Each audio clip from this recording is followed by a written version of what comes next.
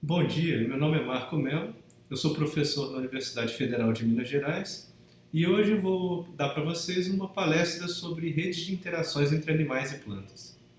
Mas primeiro eu gostaria de agradecer a organização do Congresso Online de Botânica, especialmente a professora Elisângela Bezerra pelo convite para participar de um evento com um formato tão inovador. Bom, nesta palestra eu vou apresentar para vocês uma série de descobertas feitas em estudos realizados por mim, meus alunos e meus colaboradores nos últimos anos. O objetivo geral de todos esses estudos era tentar desemaranhar a colina de Darwin.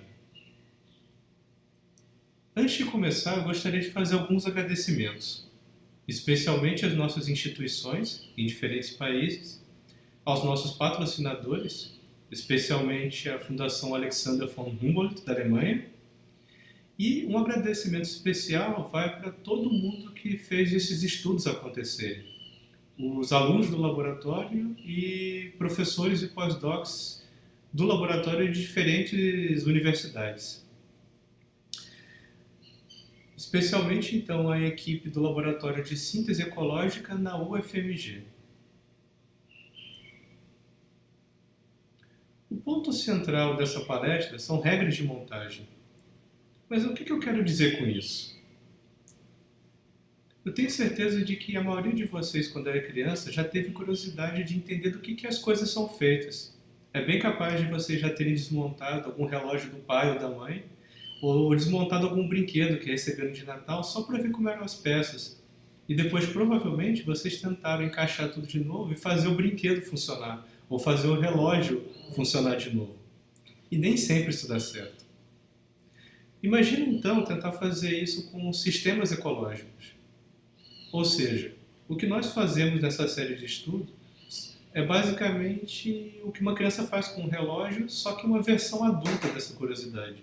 Nós queremos desvendar as regras de montagem de sistemas ecológicos. É uma tarefa muito mais complicada, só que ela não é impossível. Tudo depende da escolha da abordagem e das ferramentas adequadas. Para poder começar a falar sobre isso, a gente precisa voltar lá para o século XIX e relembrar uma das metáforas mais bonitas da biologia, a colina emaranhada do Darwin. Na primeira frase do último parágrafo do famoso livro A Origem das Espécies, Darwin fala para a gente sobre formas elaboradas que dependem umas das outras de maneiras muito complexas e que isso tudo é regido por leis que atuam em torno de nós. O Darwin estava pensando na colina Downey, na Inglaterra, que era uma área natural que ficava dentro da propriedade da família dele. Hoje em dia, essa colina é candidata a ser patrimônio da Unesco pela importância histórica e ambiental dela. Era uma área onde o Darwin costumava caminhar para contemplar a natureza e pensar sobre ciência e sobre os trabalhos dele. O interessante é que nessa frase do livro dele, ele de repente pula do nível do indivíduo da população, que é o que ele tratou o livro todo, né, falando de seleção natural, para o nível da comunidade. Ou seja, várias espécies que interagem entre si e interagem entre si de maneiras diferentes, através de vários tipos de interação ecológica. Essa é a colina emaranhada dele. E uma colina emaranhada com mais de um tipo de relação entre várias espécies acaba levando a alguns dilemas. Por exemplo, o dilema de viver entre dois mundos, que é um velho dilema na vida e na ecologia. Esse dilema de você ser uma pessoa que vive entre dois mundos ou uma espécie que vive entre dois tipos de interação remete a gente à ideia do Jack of all trades, ou seja, a gente pode traduzir de forma livre como João faz tudo que não é mestre de nada. Vamos explicar melhor essa ideia. Trade-offs são escolhas. Tudo na vida são escolhas. Porque afinal de contas a gente não consegue ser bom em tudo.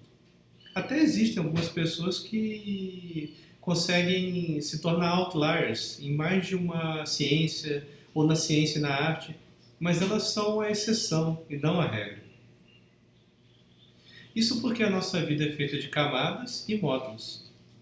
As camadas a gente pode pensar como universos sociais em que a gente vive, como a nossa família, nosso trabalho, um hobby que a gente desempenha, um voluntariado. Dentro de cada camada, a gente estabelece uma rede de relações sociais com outros humanos. Se a gente focar em uma dessas camadas, por exemplo, o trabalho, a gente percebe que ela é feita de módulos, ou seja, subgrupos. Por exemplo, alguém pode estudar ecologia e se tornar um ecólogo profissional, mas manter um interesse em matemática, em química, em sociologia. Só que é muito difícil você se tornar ao mesmo tempo um ecólogo profissional e um matemático profissional, um químico profissional e um sociólogo profissional. Algumas pessoas até conseguem, mas são poucas pessoas. A maioria acaba se especializando dentro de uma área e aumentando a performance naquela área. Ou seja, em geral, o João faz tudo realmente é mestre de nada, apesar de haver algumas exceções. E é interessante a gente tentar entender por que esse João faz tudo não consegue ser mestre de tudo, ou até mesmo por que é difícil ele se tornar até mesmo mestre de alguma coisa. O primeiro passo para desvendar esse mistério é escolher bem a ferramenta de trabalho. Aqui nessa palestra eu vou advogar para vocês que a ciência de redes pode ajudar a gente muito nessa tarefa. Ela pode ajudar a gente a desemaranhar a colina de Darwin.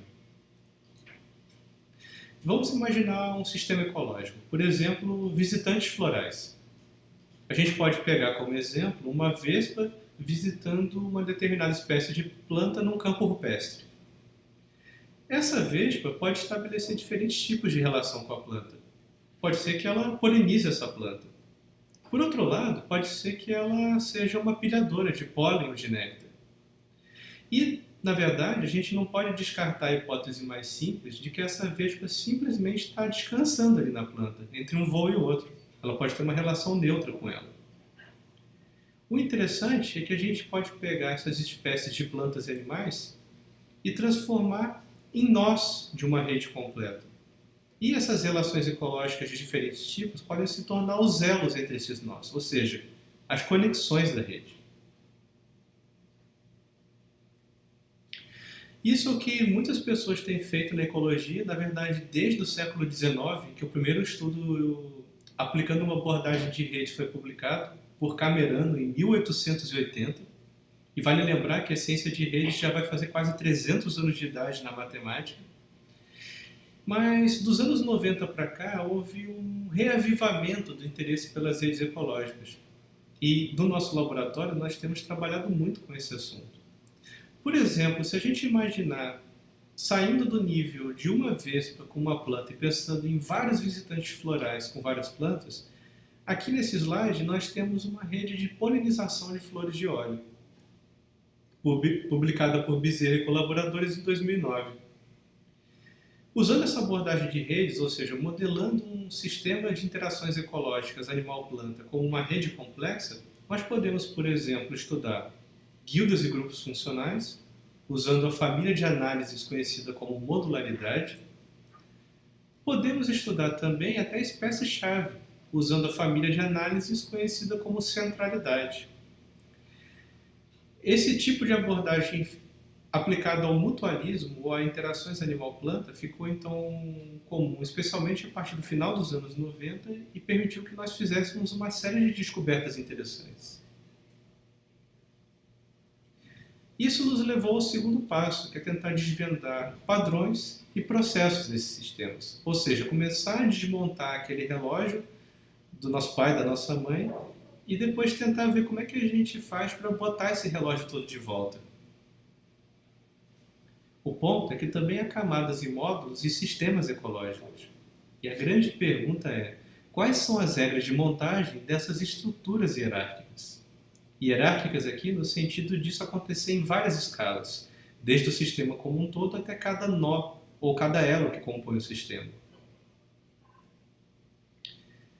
O professor Thomas Levinson, da Unicamp, publicou um trabalho em 2006 com colaboradores em que eles propuseram 4 arquétipos que visam explicar a estrutura dessas redes de interação animal-planta.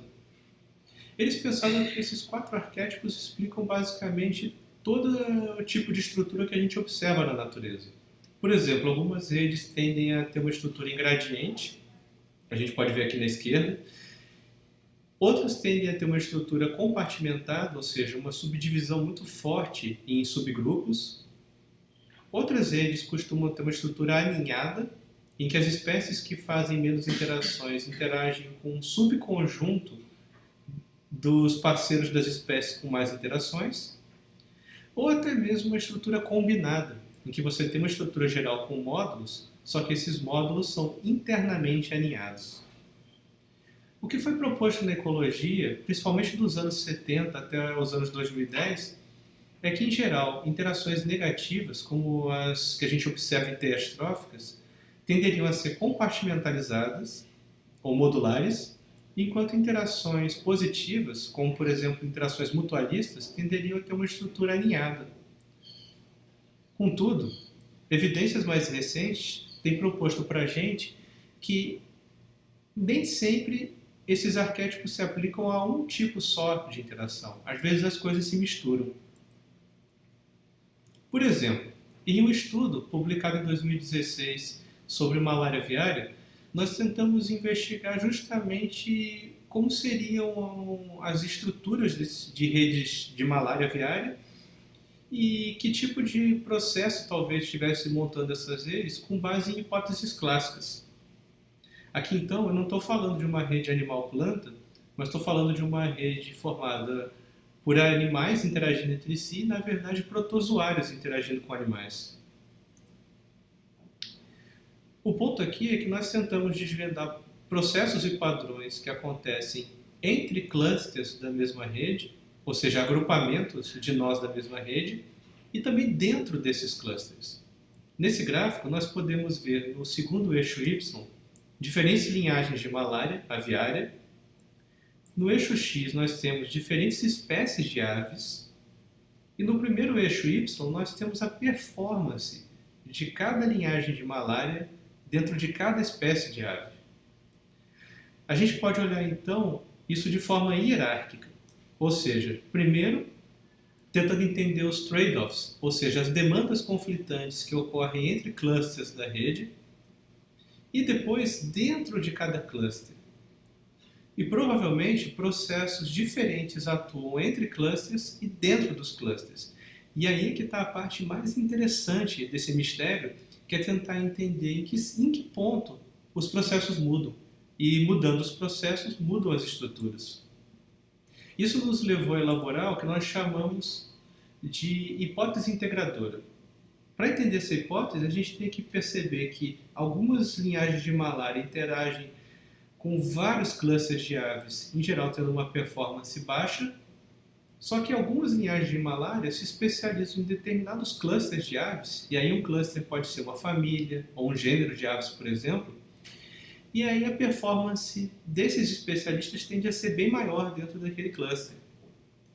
Por isso a gente chamou nossa hipótese de hipótese integradora da especialização de parasitos. Integradora porque ela tentava unir dois debates da literatura parasitológica.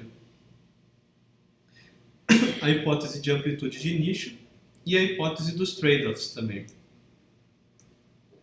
Em um trabalho posterior, nós tentamos entender então qual seria a relação da centralidade de cada nó dessa rede de malária, aí focando nas linhagens de malária, e a performance daquela linhagem nas espécies de ave que ela ataca.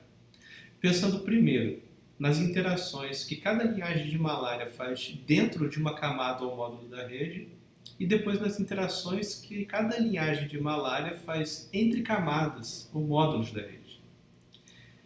E a nossa hipótese é que a performance atinge o pico no canto superior esquerdo desse gráfico, ou seja, as linhagens de malária que atingem a maior performance na rede são aquelas que concentram suas interações em uma camada ou um módulo da rede e fazem poucas interações com outras regiões da mesma rede.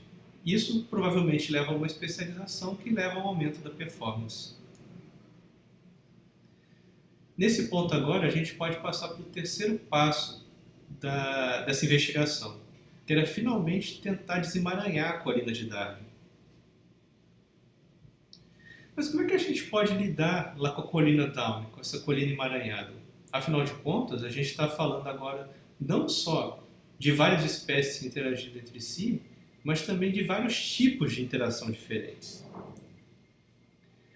Aquele exemplo lá do começo da palestra tratava, por exemplo, de uma espécie de vespa que interage com uma espécie de planta, fazendo um tipo de interação ecológica. Por exemplo, polinização. Isso é uma rede monocamada. Só que a gente pode agora começar a botar 2 ou mais tipos de interação na mesma rede, fazendo o que vem sendo chamado de rede multicamada. Isso tem sido permitido graças a avanços na matemática ocorridos principalmente de 2014 para cá. Então agora há versões multicamada para índices de modularidade e de centralidade também, além de vários outros. O primeiro trabalho em ecologia usando essa abordagem foi publicado pelo nosso grupo em 2016, primeiro online e agora em 2017 na versão impressa da revista Oikos. Nesse trabalho, nós estudamos dispersão e destruição de sementes por pequenos mamíferos não voadores e num parque urbano em Belo Horizonte, o Parque das Mangabeiras. Olha a nossa abordagem. Nessa rede aqui, vocês podem ver que círculos representam espécies de plantas, quadrados representam espécies de marsupiais e losangos representam espécies de roedores. As linhas azuis representam interações de dispersão de sementes, as linhas rosa representam interações de destruição de sementes. Mas aí vocês me perguntam, como é que a gente conseguia diferenciar uma coisa da outra? Através de testes de tetrazóleo. A gente pegava em campo as fezes desses marsupiais roedores, separava as sementes em laboratório e submetia ao teste do tetrazóleo, que é uma substância que permite identificar se o embrião da semente está vivo ou morto. Ou seja, se depois da passagem pelo trato digestório de um mamífero qualquer, a semente continuava viva, o embrião continuava vivo, isso a gente chamou de dispersão de sementes. Se, por outro lado, a semente acabava morta, seja por ação mecânica, mastigação daquele animal, ou por ação química do suco gástrico do animal, isso era uma destruição de sementes. Então, essa foi a primeira rede multicamada estudada em ecologia em que você pode entender a dualidade das interações entre as espécies. Isso nos levou ao próximo passo, que era tentar estudar interações diferentes, não apenas positivo e negativo do mesmo tipo de interação, mas tipos diferentes. Nesse caso daqui, frugivoria e nectarivoria por morcegos. E outra diferença desse estudo, que nós estamos acabando de concluir e pretendemos publicar em breve, é que nós temos, não a escala local, como por exemplo no estudo anterior, que era um parque em Belo Horizonte, mas uma escala continental. Nós pegamos dados de vários estudos, centenas de estudos realizados na região neotropical e compilamos em uma meta-rede. Olha só como é que fica a cara dessa rede multicamada que pode ser chamada de meta-rede também. Nós temos morcegos representados como quadrados, plantas representadas como círculos. As linhas azuis são interações de frugivoria, as linhas amarelas interações de nectarivoria e as linhas roxas representam interações duais, ou seja, quando uma mesma espécie de morcego é ao mesmo tempo dispersora de sementes e polinizadora da mesma espécie de planta. As cores dos nós dessa rede representam módulos, subgrupos que nós detectamos com uma análise matemática. Se nós olharmos o mesmo sistema na forma de uma matriz, o que nós percebemos é o seguinte: há um sinal de interações. Dentro dos módulos identificados nessa matriz, predomina em cada módulo um tipo de interação, ou frugivoria ou nectarivoria, com pouca mistura. Nós também fizemos uma análise de método comparativo e percebemos que há um sinal filogenético em cada módulo, ou seja, os morcegos que pertencem a cada um desses subgrupos, eles são evolutivamente mais próximos entre si do que com outros morcegos da rede. Olhando a estrutura dessa matriz, automaticamente o que veio na nossa mente são aqueles arquétipos do Thomas Levinson, colaboradores de 2006, e especialmente o arquétipo chamado de topologia combinada. Ou seja, a estrutura geral da rede é modular, mas cada módulo é internamente alinhado. Além disso, nós resolvemos estudar também a história de viver entre dois mundos, as interações entre interações. Ou seja, se há espécies que vivem entre o mundo da frugivoria e o da nectarivoria, sendo que algumas chegam a ser duais até, fazendo os dois tipos de interação com a mesma planta, será que a centralidade de cada espécie de morcego em cada camada da rede influencia a chance dessa espécie se tornar uma ponte, ou seja, participar tanto de uma camada quanto da outra? Nós observamos que sim, para a maioria dos índices utilizados. Nós temos aqui, por exemplo, no Y, a probabilidade de uma espécie se tornar uma ponte, ou seja, pertencer ao mundo da nectarivoria e ao mundo da frugivoria ao mesmo tempo, como uma função do grau daquela espécie na rede, do intermédio, da proximidade e do alto vetor daquela espécie também. São métricas que capturam a importância relativa de cada morcego para a estrutura da rede. Ou seja, quanto mais importante um morcego é em uma camada da rede, maior a chance de ele se tornar uma espécie ponte que liga dois mundos. Nós também tentamos entender, através de uma modelagem de equações estruturais, como é que a biologia de cada morcego influencia a centralidade dele em cada camada da rede. Por exemplo, se nós pegarmos o alto vetor de cada morcego na rede, ou seja, uma métrica de centralidade que captura a importância de cada morcego para a estrutura da rede, e vale aqui um parênteses, porque o alto vetor, o eigenvector, ele é uma métrica muito parecida com o PageRank do Google, que essa empresa usa para avaliar o quanto cada site é importante na internet. Então a gente pode imaginar que alguns morcegos dessa rede são como o Google, outros são como o Yahoo ou Amazon, e alguns são até como o site do meu laboratório, que quase ninguém visita. E o legal dessa análise de modelagem de equações estruturais é que nós podemos entender como é que algumas variáveis latentes, aqui representadas em amarelo, influenciam esse alto vetor de cada morcego.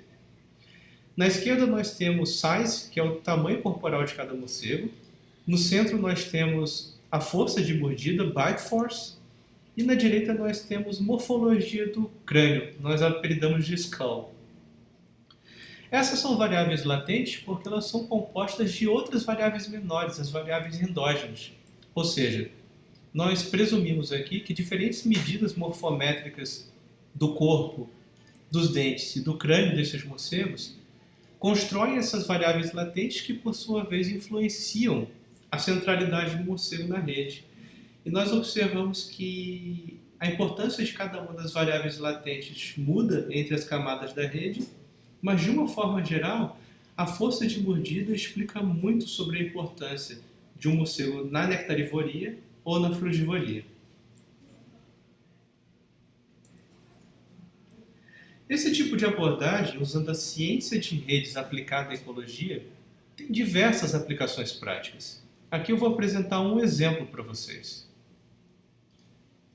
Nós podemos usar a ciência de redes para tentar resolver problemas bem aplicados em sistemas agrícolas, agroecológicos e até mesmo urbanos. Vamos pensar em agroflorestas, como por exemplo um seringal que é plantado junto com a floresta atlântica nativa. Ou, por exemplo, a gente pode pensar em um cafezal plantado no meio da floresta, ou uma cabruca, né? A gente pode ter o cacau no meio da floresta. Num trabalho publicado ano passado, liderado pela Valerie Peters e publicado na Bioscience, nós tentamos ajudar na seleção de árvores, de espécies de árvores para agroflorestas, usando ciência de redes e outras ferramentas. Ou seja, nós queremos ajudar pessoas que estão definindo como as agroflorestas vão ser, de modo que essas agroflorestas se tornem mais produtivas e mais sustentáveis também. É claro que para a gente poder fazer isso, não basta a ciência de redes. A gente precisa combinar a ciência de redes com história natural, economia, sociologia e política também. E a gente precisa especialmente do envolvimento da comunidade local na escolha dessas espécies de árvore. Mas a gente pode ver, então, que a ciência de redes tem um papel importante no meio dessa abordagem transdisciplinar que ajuda na tomada de decisões práticas. Qual é a moral da história que eu quero passar para vocês? Eu gostaria que vocês ficassem com as seguintes mensagens principais. Primeiro, a colina de Darwin começou a ser desemaranhada já desde o século XIX, só que especialmente de 2014 para cá, graças à matemática das redes de multicamada, finalmente nós temos ferramentas que permitem estudar vários tipos de interação ao mesmo tempo. Isso abriu um mundo de possibilidades. Outra mensagem importante é que a topologia combinada, ou seja, uma rede que é modular no geral, mas com módulos internamente alinhados, parece ser o padrão estrutural mais comum em vários tipos de rede de interação. E além disso, a nossa hipótese integradora, ela parece se aplicar além do parasitismo. Nós temos a impressão, com base nas premissas dela e alguns resultados preliminares, que ela se aplica ao consumo de um modo geral. Assim, ela pode ajudar a resolver os seguintes problemas. O dilema de especialização em função de performance, ou performance em função de especialização em redes parasitológicas, aquela história do Jack of all trades, sendo que isso se aplica também à biogeografia e macroecologia. O dilema do alinhamento contra a modularidade como topologias predominantes em redes de interação animal-planta. E também o debate de processos de nicho contra processos neutros, como estruturadores das regras de montagem de sistemas ecológicos. Aí, essa questão a gente ainda precisa trabalhar melhor no futuro, mas a mensagem central é que parece que é tudo uma questão de escala. Depende se você está olhando o que seria uma rede completa, uma camada de uma rede ou só um módulo de uma rede. E processos diferentes parecem atuar em diferentes escalas. Bom, eu agradeço a todos pela atenção, agradeço mais uma vez à comissão organizadora do Congresso Online de Botânica pelo convite para dar essa palestra. E se vocês quiserem saber mais sobre a nossa linha de pesquisa, eu sugiro que vocês visitem o nosso site em www.marcomelo.org, onde vocês podem encontrar nossas publicações, artigos, livros, além de tutoriais para análise de redes complexas. Obrigado a todos.